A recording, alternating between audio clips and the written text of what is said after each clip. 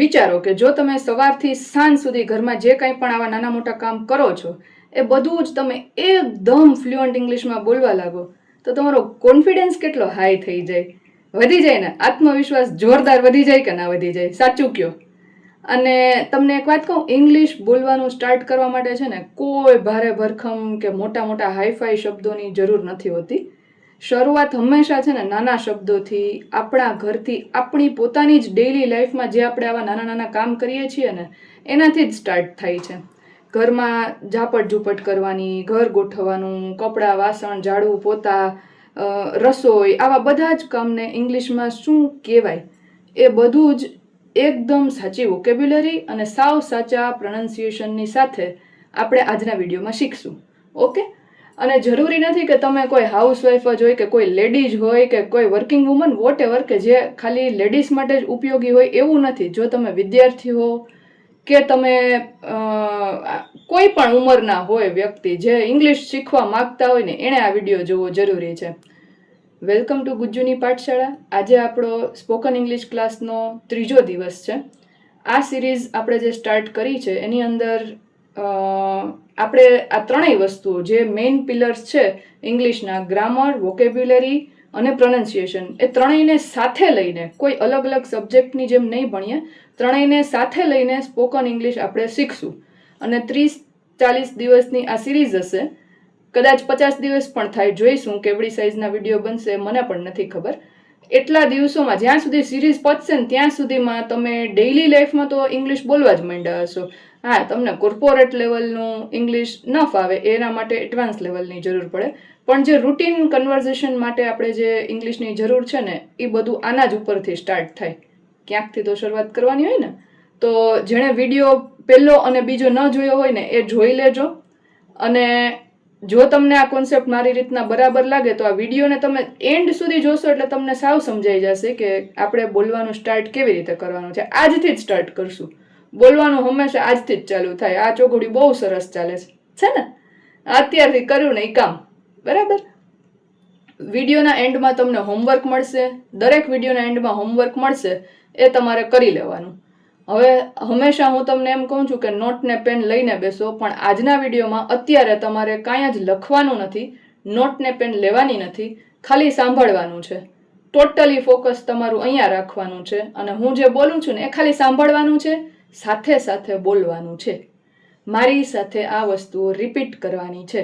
જે રિપીટ કરશે ને એને જલ્દી આવડી જશે. બરાબર? ચાલો સ્ટાર્ટ કરશું. સૌથી પહેલા આપણે લાસ્ટ વિડીયોમાં જોયું કે સવારે ઉઠવું, જાગવું, બ્રશ કરવું, એ બધાને શું કહેવાય એ તો મેં તમને શીખડાવી દીધું. બરાબર? પણ આજે આપણે થોડુંક અલગ રીતથી શીખશું. જેમ કે આપણે સવારના જે કામ હોય ને, સવારમાં શું કરીએ, ઘરમાં કચરો વાળીએ, બરાબર, તો એને કહેવાય આઈ sweep.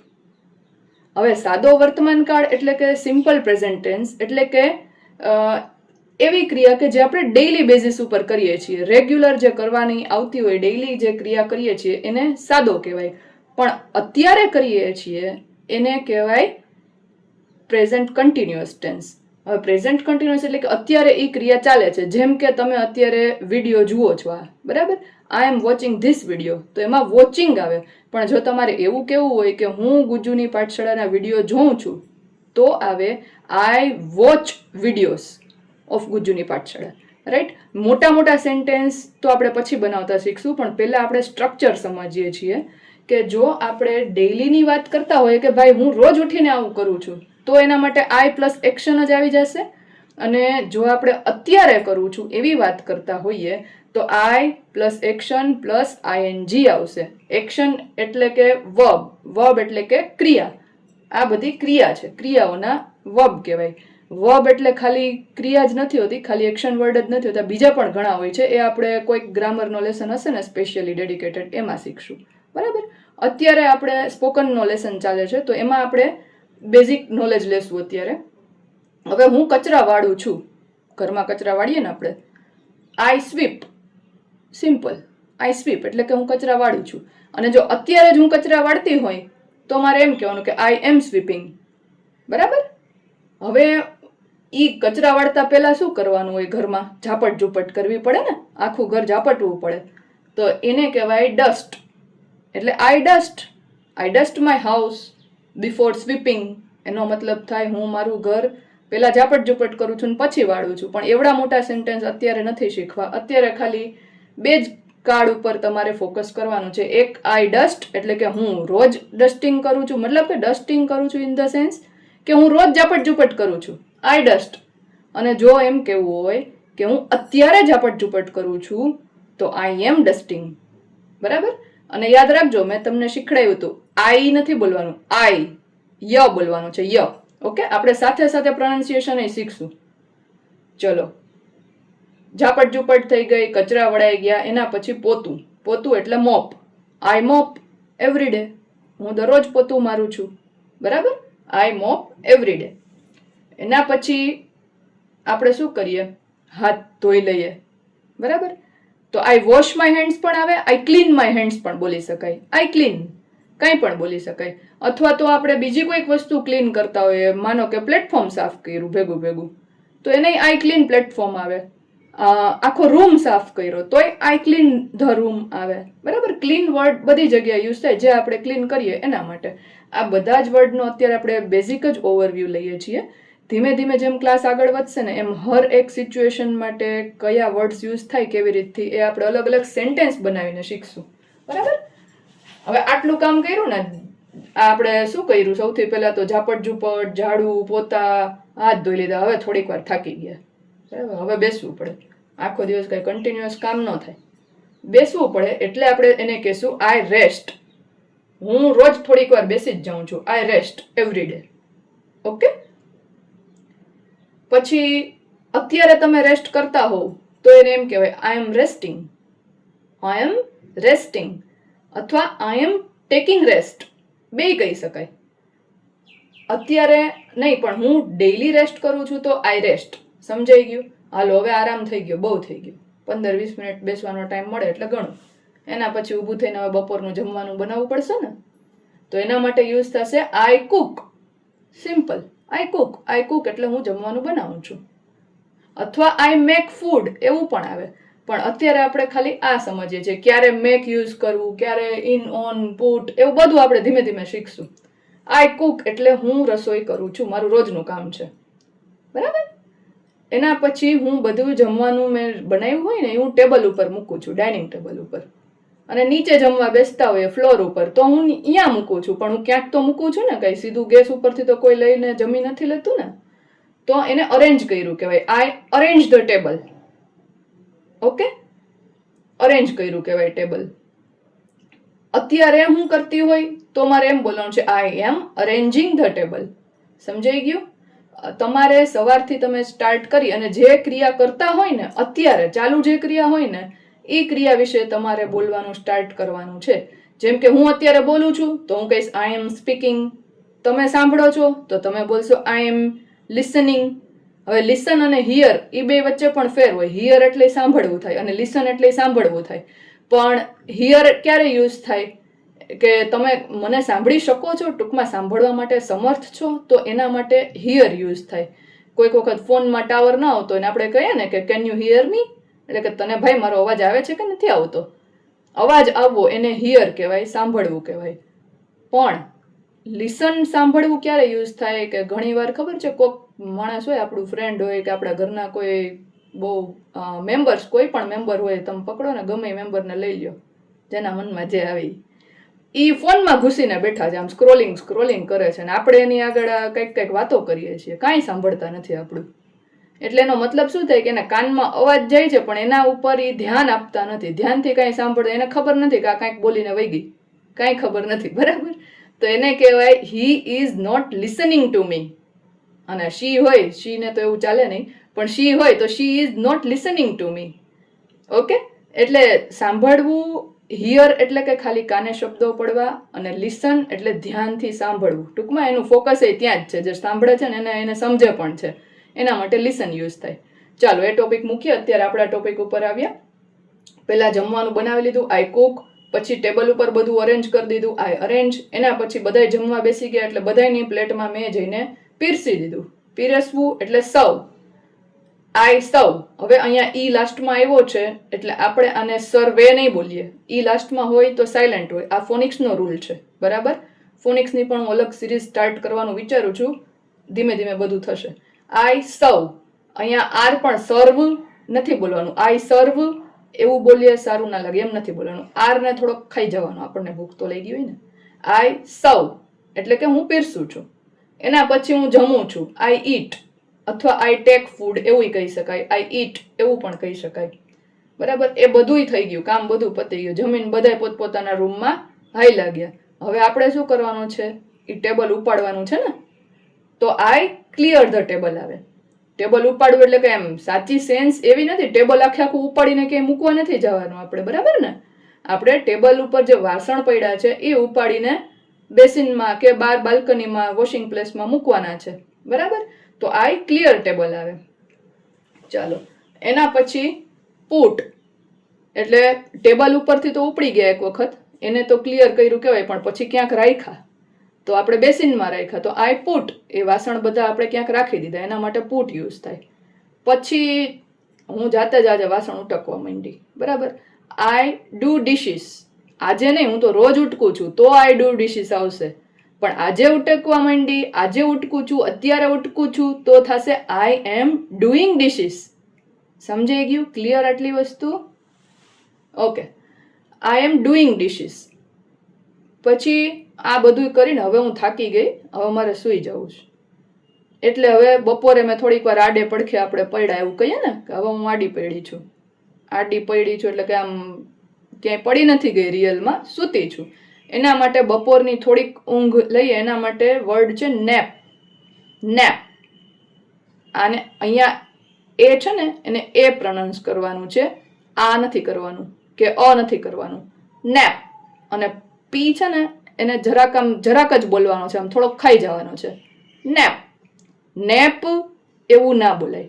Nap, I take nap અથવા આઈ નેપ બે યુઝ થાય. હું ઊંઘ લઉં છું અથવા તો હું ઊંઘું છું, બસ બે થાય. ચાલો, એના પછી જે આપણે આ કપડાં ધોવાનું કામ કર્યું હોય, બરાબર, વોશ ક્લોથ્સ, એ કપડાં ધોયા હોય એને દોરી ઉપરથી આપણે લઈ આવવાના હોય પાછા, તો એના માટે બ્રિંગ થાય. આઈ bring clothes.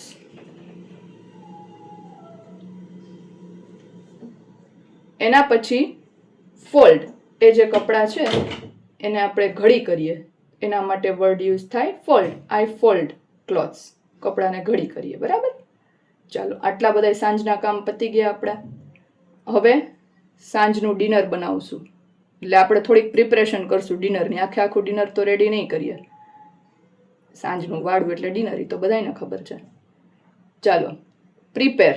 I prepare for dinner, એટલે હું ડિનર બનાવું છું. ડેઈલીનું મારું આ જ કામ છે કે હું પ્રિપેર કરું છું. આઈ પ્રિપેર. હવે એક્ઝામ્સ માટે પ્રિપેર કરતા હોય, ભણતા હોય તો પણ આઈ પ્રિપેર યુઝ થાય. કોઈક ટ્રીપમાં ક્યાંક જવું છે એના માટે કાંઈક યુઝ કરીએ છીએ તો પણ આઈ પ્રિપેર યુઝ થાય. આઈ પ્રિપેર ફોર ટીપ, કાંઈ પણ કોઈ વસ્તુની તૈયારી કરીએ છીએ ને એના માટે પ્રિપેર વર્ડ યુઝ કરી દેવાનો. અને આ બધું બોલવાનું છે, મારી સાથે સાથે બોલતા જાઓ. અને ડેઈલી બોલવા માટે છે ને જ્યાં ચાન્સ મળે ને આપણા કોઈક ફ્રેન્ડ પાર્ટનર કોઈક ગોતી લેવાનું કે જે આપણું સાંભળે અને જેનું આપણે પણ સાંભળીએ, અને સાથે મળીને જ આપણે આગળ વધી શકીએ, બરાબર.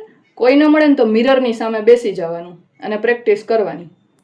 ચાલો, મારી ડિનરની પ્રિપરેશન થઈ ગઈ. હજી તો મારે ટાઈમ ઘણો બધો છે મારી પાસે, બરાબર. પછી હું શું કરું, ફોન ઉપર વાત કરું. આઈ ટોક, બરાબર. I talk. હવે ફોન ઉપર વાત કરીએ એટલે પંચાત જ કરવાની હોય, બરાબર ને. એને ઇંગ્લિશમાં કહેવાય ગોસિપ. પંચાત બધાય કરે, એમાં કાંઈ વાંધો નહીં, હુંય કરું. એને કહેવાય ગોસિપ. આઈ ગોસિપ, હું ગોસિપ કરું છું. પછી પણ આ ગોસિપ એટલે ખાલી પંચાત કરવી, કોઈની પીઠ પાછળ બુરાઈ કરવી ને એ ન કહેવાય. એના માટે અલગ વર્ડ્સ છે, એ આપણે નેક્સ્ટ લેસનમાં શીખશું. ક્લાસમાં જોડાતું રહેવાનું છે, આખી સિરીઝ જોવાની છે તમારા લોકોને. ચાલો, વેઇટ. વેઇટ એટલે રાહ જોઉં છું. પછી મારી પંચાતે પતી ગઈ, હવે તો હું થાકી ગઈ, ફોને મૂકી દીધો. અને હવે શું કરું છું, હવે હું રાહ જોઉં છું કે ઘરમાં બધા આવે તો જમવા બેસી જાય. હવે જમી લે ને પછી હું શાંતિથી સૂઈ શકું, બરાબર ને. એની રાહ જોઉં છું. તો આઈ વેઇટ. ચાલો, બધા આવી ગયા, જમી લીધું, હાઈ ક્લાસ બધું પતી ગયું. પછી હવે આપણે અહીંયાથી બધું કિચન આખું સાફ કરવાનું છે, બધી વસ્તુઓ ઉપાડવાની છે, રાઈટ. તો એને કહેવાય આઈ ટાઈડી અપ ધ કિચન. ટાઈડી અપ એટલે સાફ કરવું. ટાઈડી અપ રૂમ માટે યુઝ થાય. આઈ ટાઈડી અપ ધ રૂમ. કોઈ પણ પ્લેસ છે કે જે તમે સાફ કરતા હો એના માટે આઈ ટાઈડી અપ એવું તમે બોલી શકો. હવે આ બધી વસ્તુ આપણે આજે આઈનું જ સ્ટ્રક્ચર શીખ્યા છીએ. આટલા શબ્દો, આ 20 વર્ડ્સ છે, આ તમારે યાદ રાખી લેવાના છે. મારી સાથે સાથે બોલ્યા જ છો, બરાબર? હવે આનો સ્ક્રીનશોટ લઈ લ્યો. સ્ક્રીનશોટ જો હું હાથ આગો લઈ લઉં છું, હવે તમે સ્ક્રીનશોટ લઈ લ્યો. સ્ક્રીનશોટ આવી ગયો. હવે તમારે આજનું હોમવર્ક એ છે કે હું તમને ગુજરાતીમાં જુઓ, કોમેન્ટ એક મેં કરેલી હશે આ વિડીયોની નીચેની પહેલી કોમેન્ટ જે પિન કોમેન્ટ છે એમાં મેં આ જ બધી વસ્તુનું ગુજરાતી લખ્યું છે.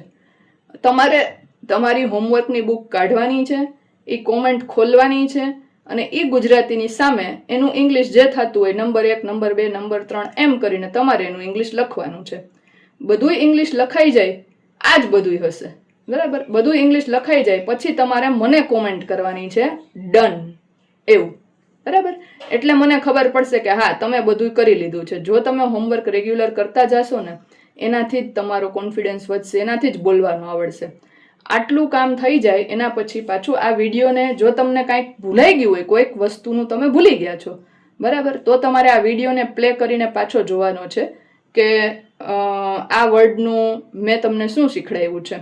એ આવડી જાય ત્યાંથી જોઈ લેવાનું, પછી જોઈને નોટમાં જે ન આવડ્યું ને 5 વાર લખવાનું છે. આવડી જાય એમાં કંઈ જરૂર નથી, પણ નથી આવડ્યું ને 5 વાર લખવાનું છે. અને આ બધુંય કામ પતી જાય, લખવાનું કામ પતી જાય પછી મેઇન સાચું હોમવર્ક, મોટું હોમવર્ક છે. તમારે મિરરની સામે ઊભા રહીને બધાયમાં I sweep, I dust, I mop, I clean, I rest એવી રીતથી બધું બોલવાનું છે. ચાલો એકવાર અત્યારે પ્રેક્ટિસ કરી લઈએ. બોલો, આઈ કુક, આઈ અરેન્જ, બોલો, આઈ સર્વ. સર્વ ન બોલતા હો કોઈ. આઈ સર્વ, આઈ ઈટ, આઈ ક્લિયર. ક્લિયર એવું ના બોલાય, clear. I put, I do dishes, I nap. બોલો બોલો સાથે બોલો. I nap, I bring, I fold, I prepare, I talk. આને ટોલ્ક ના બોલાય હો, એલ સાયલેન્ટ છે ત્યાં. જેવી રીતે વોકમાં WALK હોય તો એલ પણ ત્યાં પણ સાયલેન્ટ હોય. વોક બોલાય, વોક એટલે ચાલવું. I talk, I gossip, I wait, I tidy up. બોલ્યા બધું? મજા આવી? ચાલો હવે વિડીયો નંબર 4 માટે વેઇટ કરજો. હમણાં 2 દિવસમાં પોસ્ટ કરું છું. અને આ વિડીયો અત્યાર સુધી જો જોયો હોય ને અહીંયા તમે હોય તો એકવાર લાઈક કરી દેજો અને ઓલી ચેનલને સબસ્ક્રાઈબ કરવાનું તો ભૂલતા જ નહીં હો. ચાલો બાય બાય, મળીએ નેક્સ્ટ વિડીયોમાં.